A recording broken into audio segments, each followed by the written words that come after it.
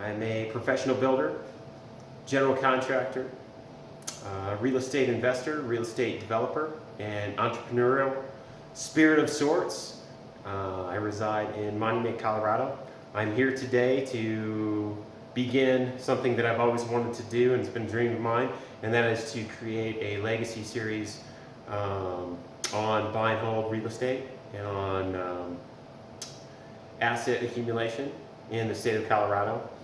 It's been one of my dreams and something that I've spent some time thinking about, and now I'm just kind of gonna just put my like a leap of faith forward and just step forward into that space and just go ahead and do this. I think it's fundamentally important for me to create a legacy series because it's important for me that the genesis of what I created and the legacy of what I created be passed on to my friends and family. Although my family and my children know that I'm a builder, I don't think that they know exactly all the things that I'm into. And I'm here today to start what will become probably a 10 or 20 part series in real estate developing and how I became to be. So without further ado, I'm going to go ahead and get started. I'm going to start with the premise and let you know that I am a professional general contractor and builder. I've held a professional licensure in the state of Colorado since 2003. I've probably stood up and been a part of a team and led teams in the successful erection and completion of probably 250 structures. I am a subject matter expert, I would consider, in construction. I'm also a reconstruction expert for a time or two in my career previously. Before I stood up Element Construction, I was a reconstructive expert for a company called Reconstruction Experts. I also worked for a Class A general contractor in Denver that was a reconstruction expert. He was my mentor and a person that I hold very near and dear to my heart. He was the best mentor I've ever had. His name is David Goff. So a lot of the experience and the mindset that I bring to the field of construction and the field of this build experience is a compilation of fantastic mentors and an education model that you couldn't buy in college, that you would only get by being in the workspace and taking things apart and putting them back together and being in the same room with inherently wealthy people that own a tremendous amount of real estate, that fix properties, hold properties. And when I say properties, I mean like big properties, 25-story high-rises, like 12, 30-door apartment buildings, right? Ambly, Riverstone Residential Group, Amherst, Hertech, sort of like the who's who in real estate. I've worked for them, I've built for them. For a time or two, beyond working with David Goff, I worked for a gentleman named Scott Alexander. He's a fantastic and great friend of mine. He occupies the boutique real estate space. I worked with him to help stand up a company known as Platinum Renovations. During my time there, I started as number 8 man on that pole, and we grew that organization to about 60 people or so, and started at about $1 million a year and took that thing all the way to about 15, which was a tremendous growth model considering that I worked with that organization for about 3 years. So we not just doubled, we tripled revenue and annual sales on that, and we grew from small, lower end scale hotel and multifamily real estate renovations to like 1 unit a day renovation turns in like 30 unit apartment complexes. We were doing at the prime, when I was working at that organization, about 400 units a month. We were turning about 4,000 apartments per year, which is crazy when you think about it in the environmental space, because we were turning units, 1 bedroom, 2 bedroom, and 3 bedroom apartments in about 4 week stints or windows. So I truly got like an expert subject matter and like a very like first person view on like organizational and hierarchical structures for converting real estate quickly. And I believe that in that space I have a one up, and that is where I've focused majority of my attention, and that is what I'm here to have a discussion with you about today. And what I learned from working with those mentors and individuals on their dollar, I now apply in my own space with my own dollars. And over a very short period of time, about 5 years or so, I've created a tremendous portfolio, and it's something that I am very, very proud of. And I hope that by creating this legacy channel and this document series, that my children and my family and my friends will better appreciate what it is exactly that I do and what I've become and what I've learned. And I hope that in the future people will apply some of my fundamentals and some of my rules and some of this education series to create their own legacy and to change the paradigm and to introduce a paradigm shift into their bloodline to secure an early retirement. So I would tell you I'm 42 today. I am on my way with a handful of business partners on an ownership stake and about 30 different addresses. Some of those addresses are big, large commercial business parks. Some of them are smaller business parks. Some of them are restaurant space and retail space. Some of them are multifamily real estate. Some of them are single family real estate. Some of them are raw land. Some of them are undeveloped land. Some of them are pad site land. I have my hands in all sorts of things, and I do all sorts of unique things, but nothing makes me more excited or nothing is more fun to talk about than buy and hold real estate. And the reason why I'm going to have that discussion with you today was because that is how I came to be, and that is how I became a millionaire before the age of 42, multi-millionaire by that thing. And I started with about $50,000 of my own money and some seed money from my parents, which I have to give props to. Thank you, Mom and Dad, for helping me get it started a number of years ago.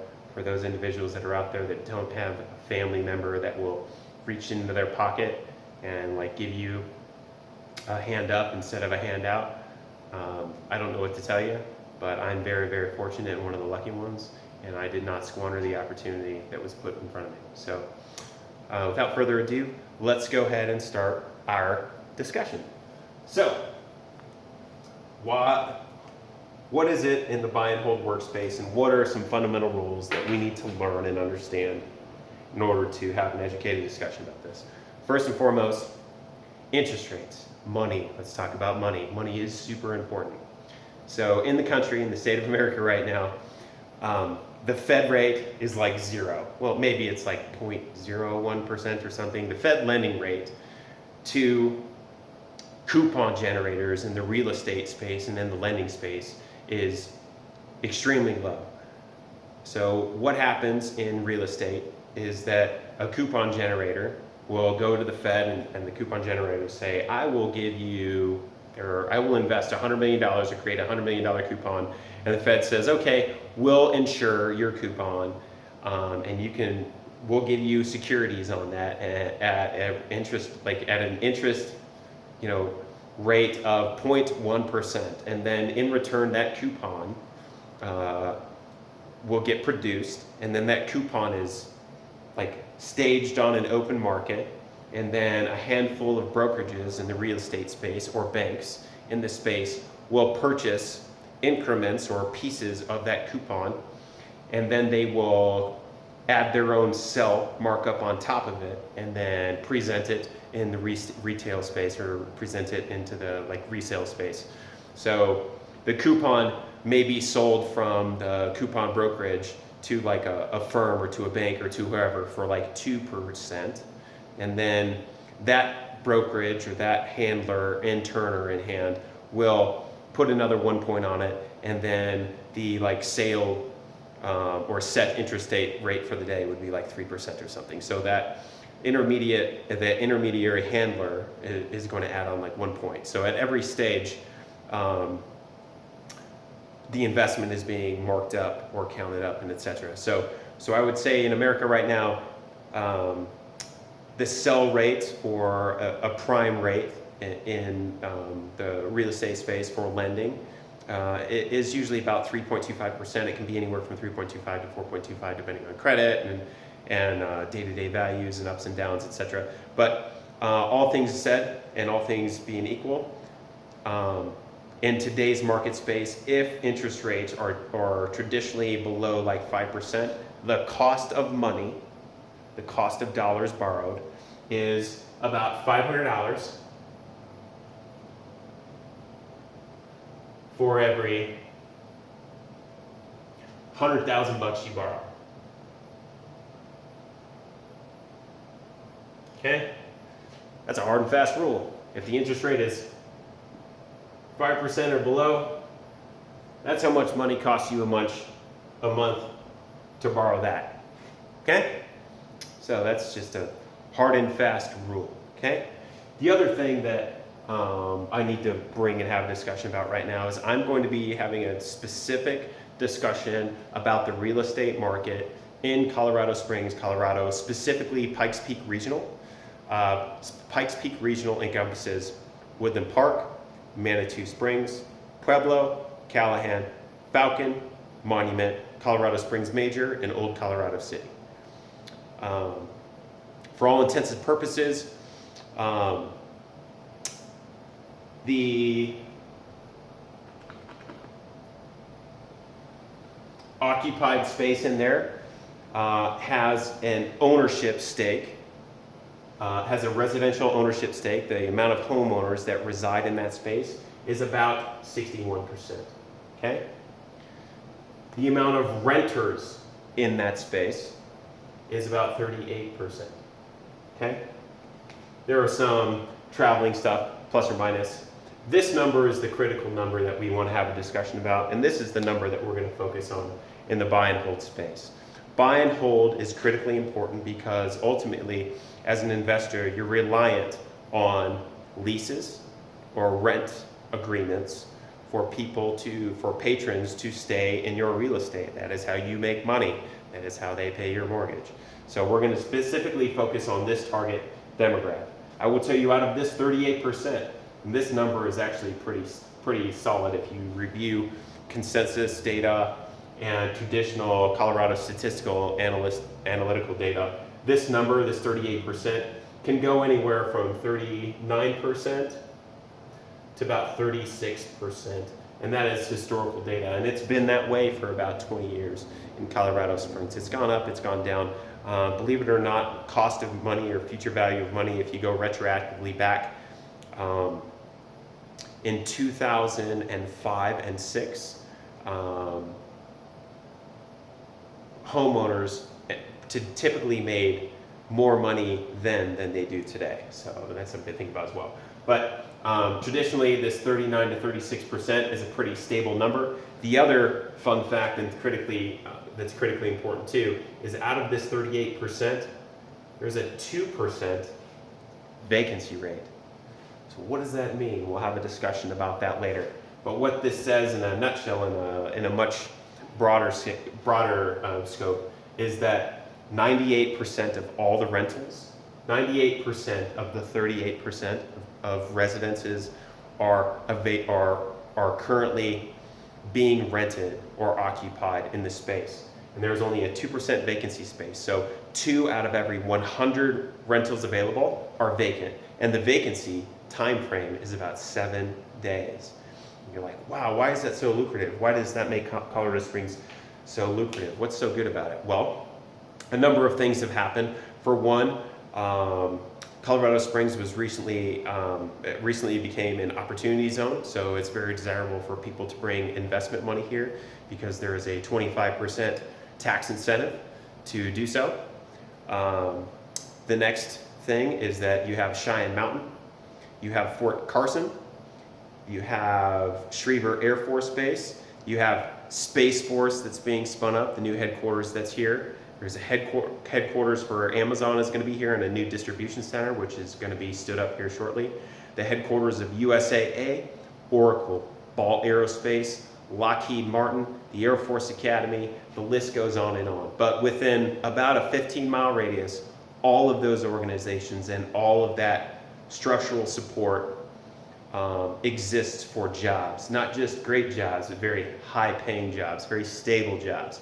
So it makes for a recession-proof sort of balloon or bubble that exists nowhere else that I know of, that I could think of in the country. There are a few other places, maybe Boise, Cascade, maybe another in Tennessee or Texas, but for the most part, Colorado is where it's at if you want to do real estate investing.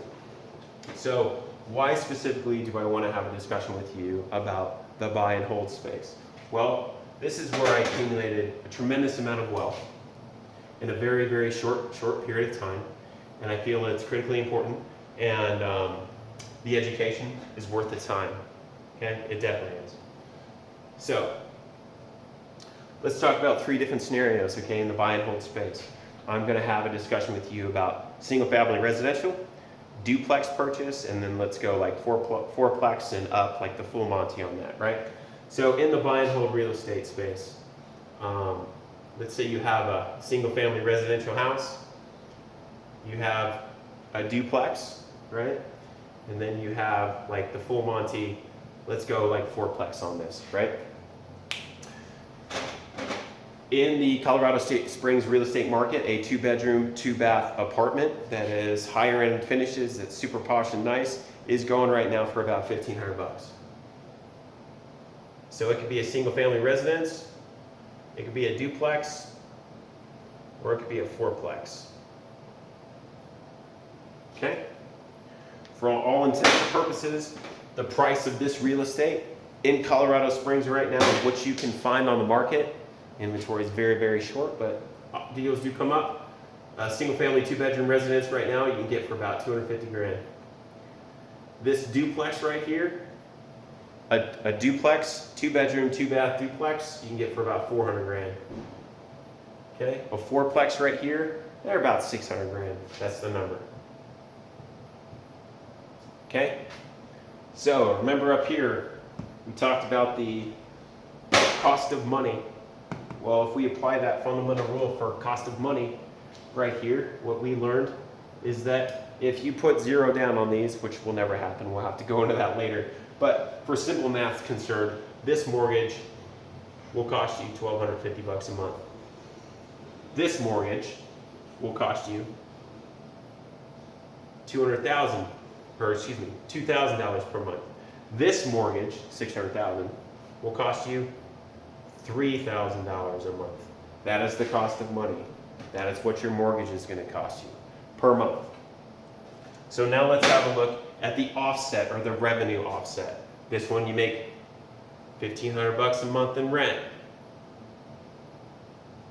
This one you make $3,000 a month in rent. This one you make $6,000 a month in rent. And then what does that equate to when you're done? You make about $250 profit on this one, $1,000 profit on this one, and this one right here makes about $3,000 profit. Now this doesn't take into consideration, I know, a number of you are going to be like, well, that doesn't take into consideration, like what if my water heater breaks, and what about paint jobs, what about this or that? Yes, that is true. We'll get into like the bare bones and to like the deeper rooted components that are involved in the real estate buy and hold environment, and what carry costs and operational costs and future capital investment like revenues are, and reserves. So for right now, all intents and purposes, this is where you need to focus your attention. And as a matter of fact, as the basis of discussion, I'm going to focus purely on this one, because this one is critically important to me. This is sort of like the fourplex or the duplex, or sort of the benchmark, like the ground level on when you're in buy and hold real estate, kind of where you want to be. And it is because of the laws of duplicity and economy of scale. As you can see, 1, 2, 4, the economy scale, it basically like doubles or quadruples as you go down the scale. For every 2 doors you add, you double the revenue.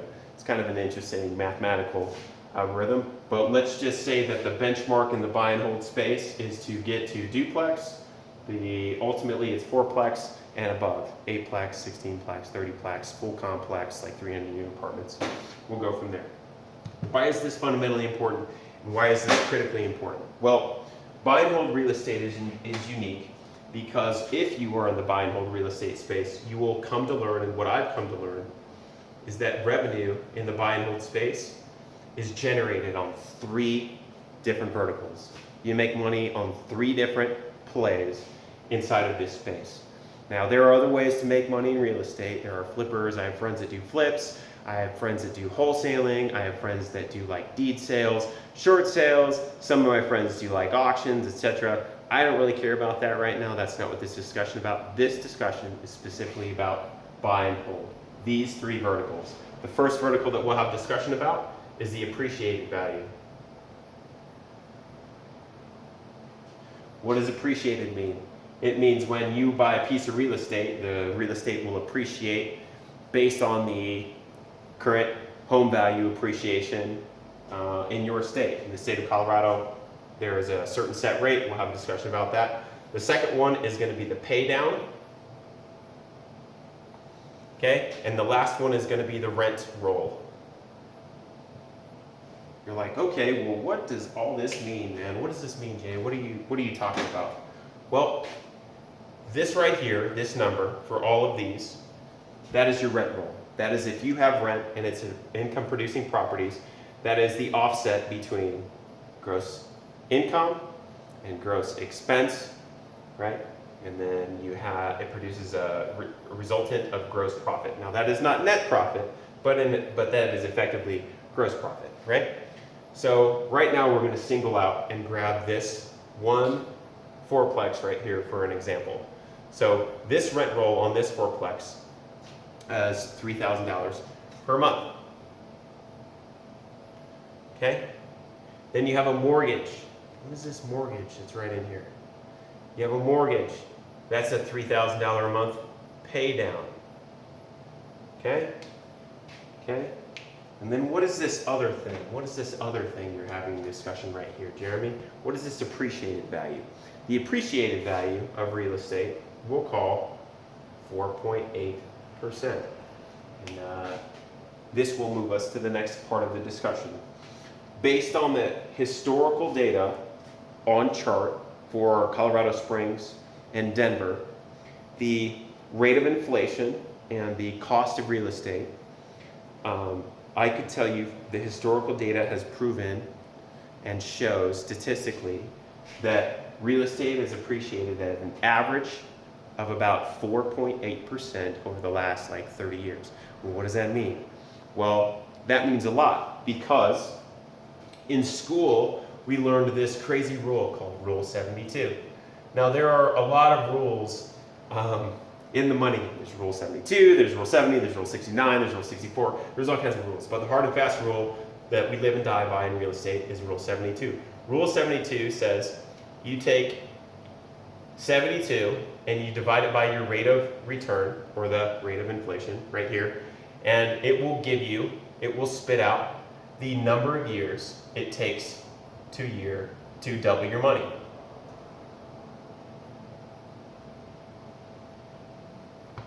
Okay? So let's say in this specific space that we're having a discussion about, the rate of inflation, or the appreciated value of real estate, is 4.8%. Rule 72 looks something like this. That number is going to be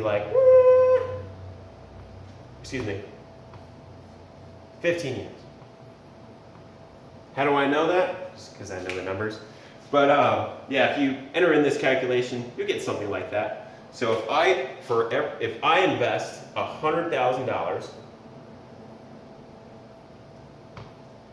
at a rate of 4.8% in 15 years, I'll have $200,000.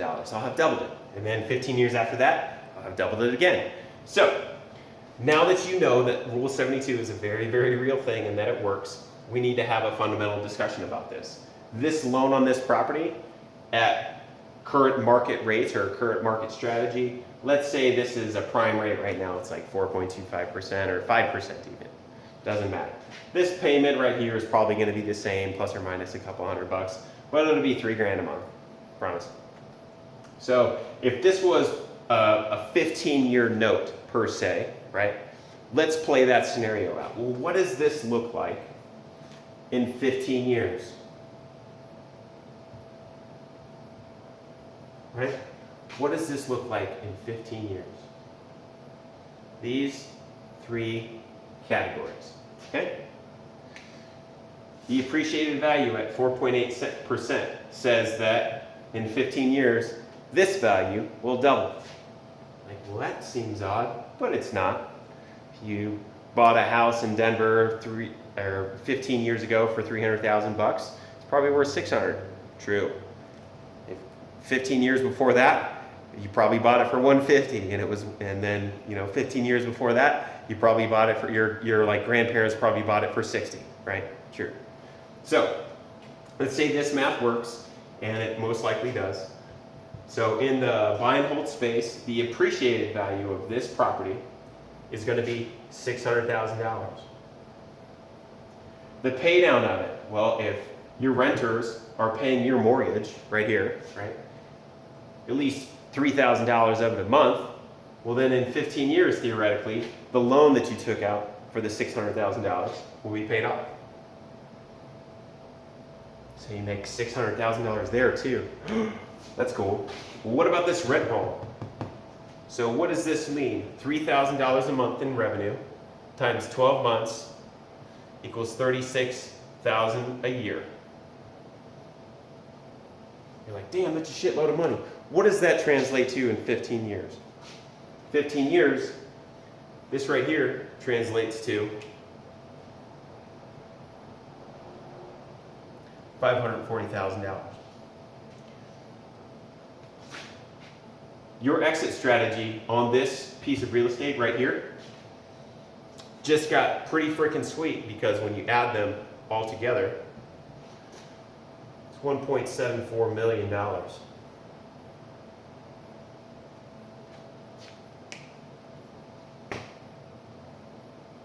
That is the truth, and that is why I desire to exist in this space. That is why every month I do my best and do my damnedest to buy one of these. Because of that number. Because that number is real. And even if it isn't real and people are like, man, what if like the price of real estate doesn't go down, like doesn't go up, and like whatever, and let's say you have buried costs or consolidated costs that doesn't include reinvestment costs or anything like that. All right, now it's time to have a real honest discussion, because I'm a builder and I'm a general contractor, and I will tell you that in the real estate space, if every 7 years you put $200,000 into this building, which is $50,000 a door, which is a lot of money, you can basically like make a building like shine like a penny and brand new. I know, because I own a number of fourplexes and duplexes and triplexes, and I usually renovate them and refit them for about $120,000. So $200,000 is like way overboard, but let's just say hypothetically you have to put $200,000 in this property every 7 years, which means twice in the lifetime of this $15,000 stake in ownership, you're going to have to put $400,000 in. Well, what does that $400,000 do?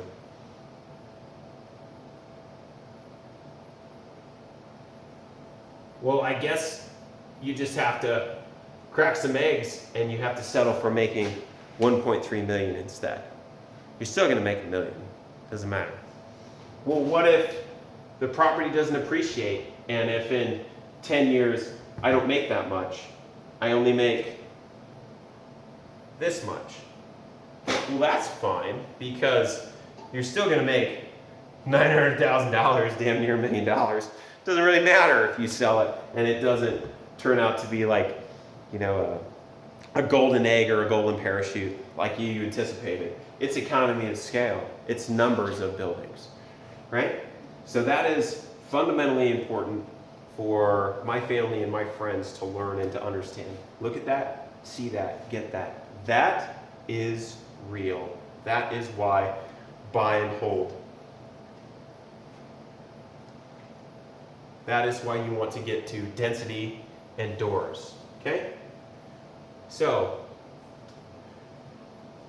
Now let's circle back around and have a discussion about single family buy and hold. Well, why is single family buy and hold so desirable or so undesirable? Well, you can buy and sell houses, and you can do all sorts of really interesting things for single family residential. Let's say we circle back around and we have a discussion about a higher end single family residential house. Say this house was bought for $350,000. Okay? Right? But the area rent roll on this house is going to be like $2,500 or $2,550, especially around the Air Force Academy. That's a real number, right? But you want to buy this house, but it has a shit ton of work that needs to be done to it. So you're like, man, I need to take out 50 grand or 75 grand to like shine this thing up like a penny. So you put 75 grand into it, and now you're into this real estate right here for 425K, right? Well, what does that equate to in cost of money? That cost of money right there is going to cost you about 200, and so it'll cost you about $2,100 a month, okay? In the mortgage. In the rental space, you could rent this guy for $2,500 a month all day, which gives you a cash offset or a profit offset of $400. It's not that much, but you're still making money, right? So now let's apply fundamentally some of the rules that we had a discussion about earlier. Okay? Let's put the 15-year plan in there and the 3 verticals. Right? So this a year is about 5 grand, but we'll call it 4,800. Okay?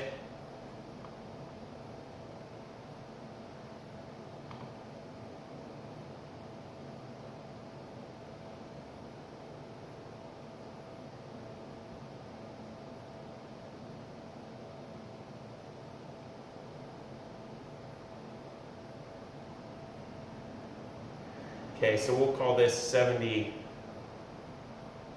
something, right? 72,000. Okay, you stand to make 72,000 bucks on this vertical, 425 here, and then on this, hopefully it appreciates for 425. But if not, because it's in the rental space, let's say it only appreciates for 200 grand and you sell for 625. You made 200 grand here. Okay, so in this space, let's just assume this is 75 or close enough to it. You made 700 grand off of this one thing in 15 years. That's pretty good. That's a fair out. So as you can see, as you start stacking these up or adding these up, if you get 10 of these,